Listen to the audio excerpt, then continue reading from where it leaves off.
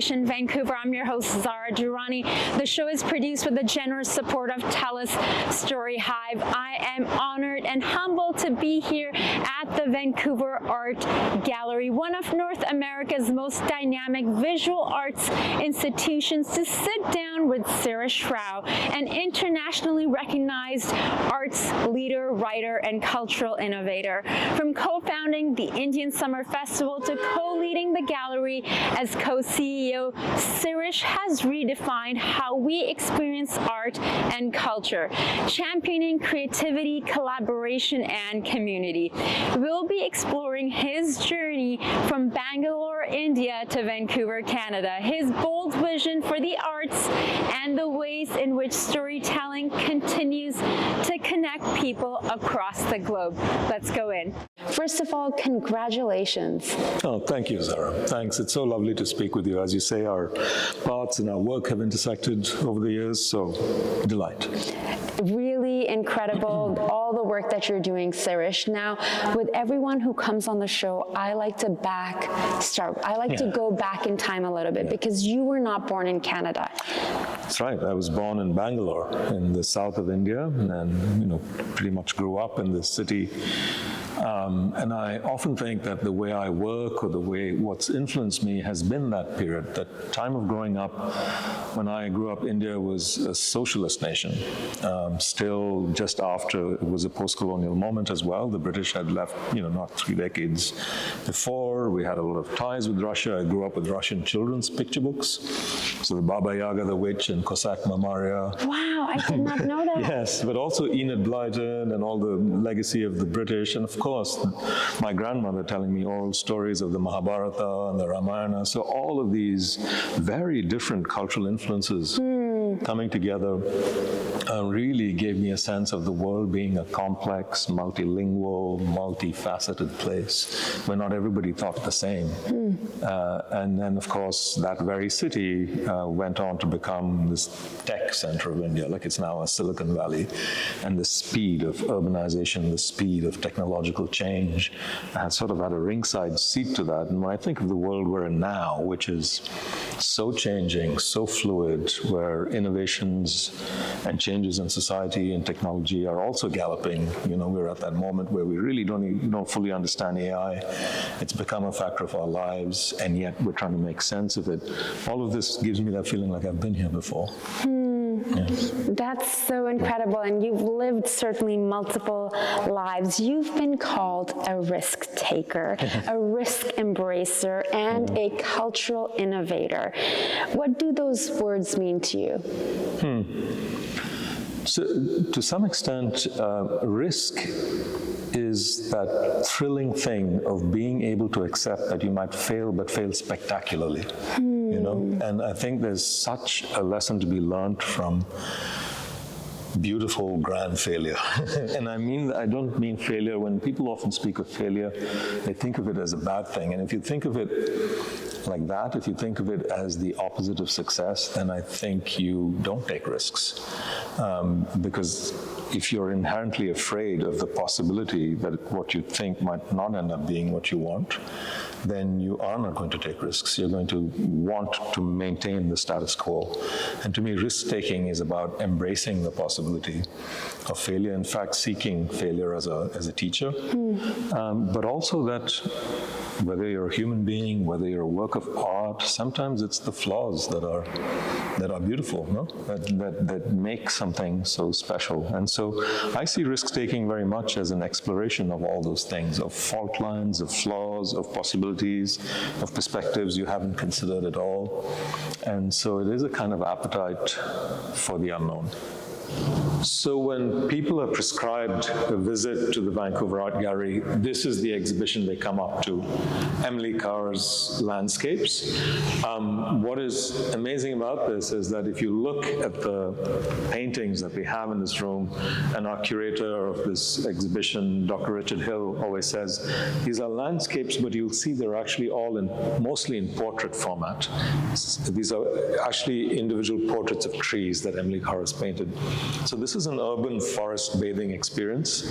And what we do is we invite people to really sit down and slow look and really participate with all your senses. So there's a guide that prompts people to say, how does it smell in the forest? What do you hear? How do the trees move? And really invites participants to slow down and look at a painting with the quality of attention that the artist would have had. And that's really important. We find that the research shows it's not only time you spend in nature, but the quality of attention you have, because you could be in a forest on your phone or not observing anything. What we're hoping to do is get people to really slow down, lower those cortisol levels, find a different breathing pace, and engage with art in a meaningful and healing way. And this really helps with so many things. We find that studies have come in that people who visit regularly, twice a year if you visit a museum, your cortisol levels on those visits comes down by about 30%. It's incredible. So what we're doing here is really to let people know that the gallery is a space of healing. One of our trustees, Hank Bull, put it so beautifully when he said it's a hospital for the soul. Very well said, and this is such a beautiful, beautiful space. I feel very attached to it. Also knowing that, there is a project, if you'd like to tell our viewers. Yeah. Obviously, this used to be the law court. That's right. We have filmed here many TV shows. Yes. I forget what is the law show that was being filmed in Vancouver. They would come and film here all the time, and I had no idea this was part of the art gallery, but it's a stunning, gorgeous building here in Vancouver. So can you tell us a bit about that project, about the transition? Yeah, so I mean, as you know, this is a beautiful neoclassical building, but as you say, it was a law court. It wasn't designed to be an art gallery. And this is often the legacy of many art galleries and museums around the world. They were built in what were fortresses or palaces or courts of justice with a lot of might, with a lot of pomp. And very often people come into these spaces and they don't necessarily feel comfortable. There's a sense in a way that you're being dominated by the architecture. Our work in the art gallery every day is to soften that architecture, is to widen the doors and create a bigger welcome. And some of the things that we're doing to do that is, for example, we have our first Free Friday nights where people can come to the gallery for free on the first Friday of every month, and the lineup is around the block. So you see there is a desire to come in here, or it's free for kids and youth under 18 all the time. And so that's another invitation to say, come on in. It's always free for Indigenous people. And recently, I'm very thrilled about this, on World Health Day, we announced a program where doctors can now prescribe a visit to the art gallery, and we honor that prescription with a free visit for the person prescribed and a guest, so that they're not alone. And this really is backing up the research that has come in to say that visits to galleries and museums reduces social isolation, reduces your anxiety, and improves your well-being. And at a time when the mental health crisis is so rampant, this is something that we can do as the gallery to say, come here, this is a place of sanctuary, this is a place where you can feel surrounded by art and by people. So these are all the ways in which we're softening the space and extending the welcome. But the opportunity we have now is to build an art gallery for the 21st century that is free from the baggage of the fortress, the palace, the 20th century. And that opportunity we have just down the road on Georgia, next to the Queen Elizabeth Theatre. The city has a site for us, and we're working with two architects who we just announced, Alfred Waugh of Formline Architecture, who's an Indigenous firm here in North Vancouver, and Bruce Kouabara, who leads KPMB, which is a big national firm that has done a lot of museums. And this combination of these two architects, Alfred often says that as an Indigenous architect, he's really thinking about place in a very deep way of like, what are the stories of here? And Bruce, whose family is Japanese Canadian, his parents were interned in BC during the war, and for him, this is a very personal thing to do. So to have the two of them redefining and expressing what is Canadian cultural identity at this time, and it's going to be the largest, cultural project that the city has seen in decades, in a generation. So it's a very exciting proposition. Completely. I would love to hear where exactly, I know you mentioned it started with the World Health Day, but what was the inspiration behind the Art of Wellbeing Lab, and what have you seen? What sort of feedback have you received? Well, the inspiration really is, to know, many of us know, those of us who love the arts, instinctively that art heals. Think that when a child cries, the first thing a parent will do to soothe the child is to sing to it, right? And so your lullaby is almost the first healing art that you get. But we all have soundtracks to our lives, a favorite film, a book that reassures us. That we know instinctively, but now more and more the science is coming in to show that it actually reduces your levels of cortisol.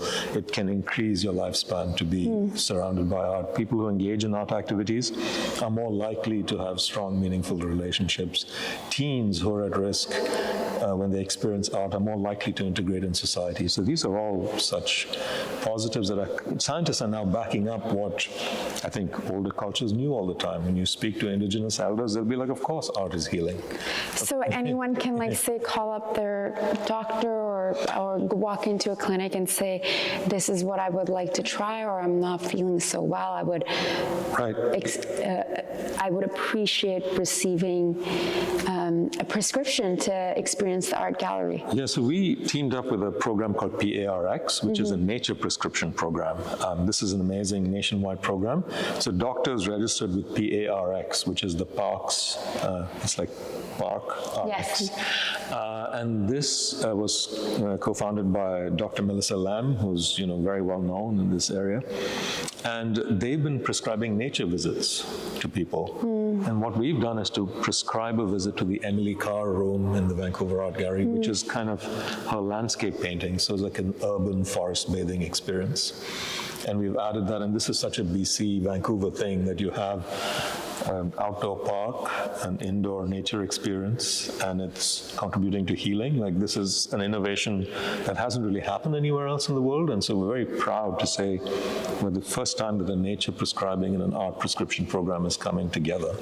I'd like to talk about the Center for Global Asias. It sounds fantastic. What does that initiative mean to you personally, and how does it connect to local and the global cultural narratives? Well, the Center for Global Asias at the Vancouver Art Gallery really comes out of the recognition that in Vancouver, the local is the global, right? And if you look at who makes up the city, we all, the two of us here included, act as cultural bridges. We are people who can live and translate worlds, and that's a richness. That's a richness not every city in the world can take for granted as we do here. We have such a diverse population, and the gallery for many years has been showing and collecting Asian art. But we realize that also that's more than 35% of the city.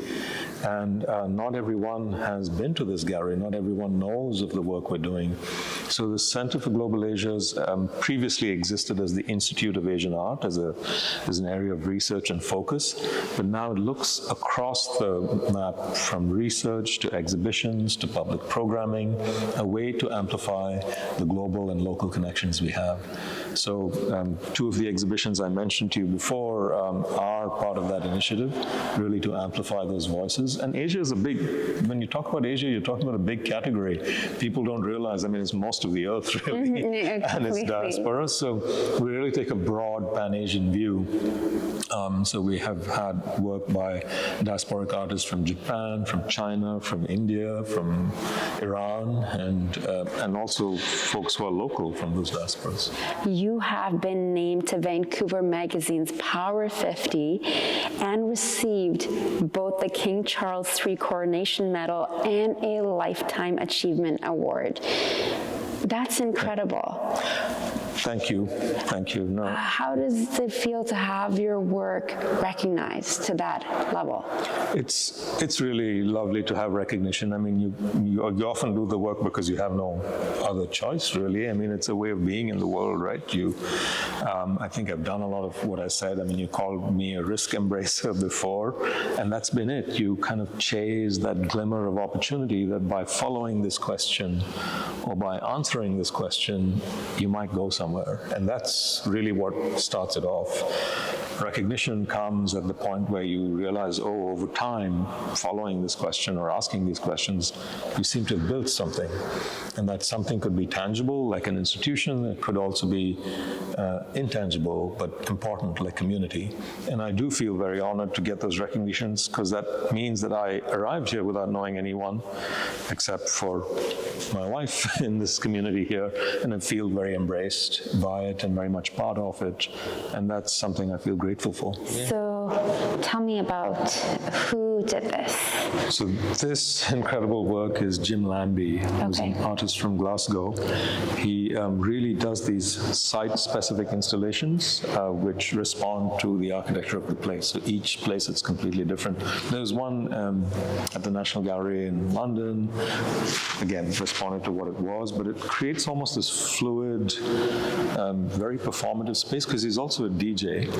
And this is one of the works that is curated by my co-CEO, Eva Respini, who joined us from the MoMA and brings this incredible global energy to Vancouver and to this institution.